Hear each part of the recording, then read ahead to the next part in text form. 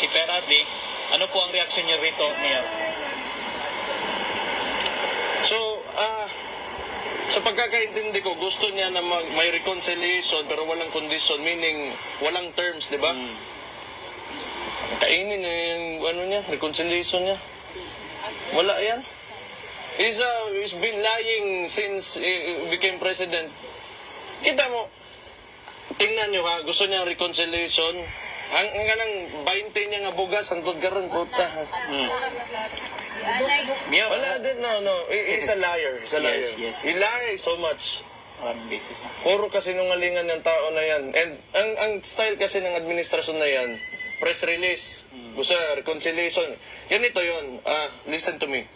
Itong nangyari, di ba, pagkatapos ng eleksyon, so naratol sila, sa Binisaya pa. Parang shaken sila with the results. Kasi, nung pagsabi niya, 12-0, papasok sila.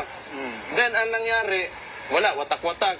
And we do not even know kung saan kinuha ni Bam at saka ni Kiko Pangilinan yung boto nila. Correct. Kinuha yan sa Kumilik. Hinakaw. Sa Kumilik ang boto. Resulta ng election, you have the administration, madumi na kayo maglaro, tapos ganun pa yung result na nakuha nyo. Exactly. So, may mass resignation ngayon nangyari. Now, I have this theory. Ito mass resignation, sino man yung na umalis talaga dito, isa Soljan Guevara, di ba? Yeah. I think that was only a smokescreen to tanggalin si Soljan Guevara kasi they do not want to admit na hindi nila masagot yung mga tanong sa kanila. And I do not know kung ano ang gagawin nito ang bagong Solicitor General for the administration.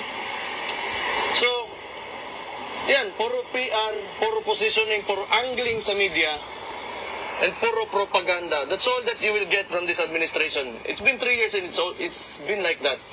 So do not expect that things will get better dahil sa sinabi niya may reconciliation and he's trying to man up and no. Like what PRD said, and it clearly shows, ngayon midterm na ito, that he is weak. And nakita natin yan ngayon sa midterm elections na talagang mahina siya. Mayabang pa, magsabi ng 12-0, 12-0. Talo ang mga kandidato niya.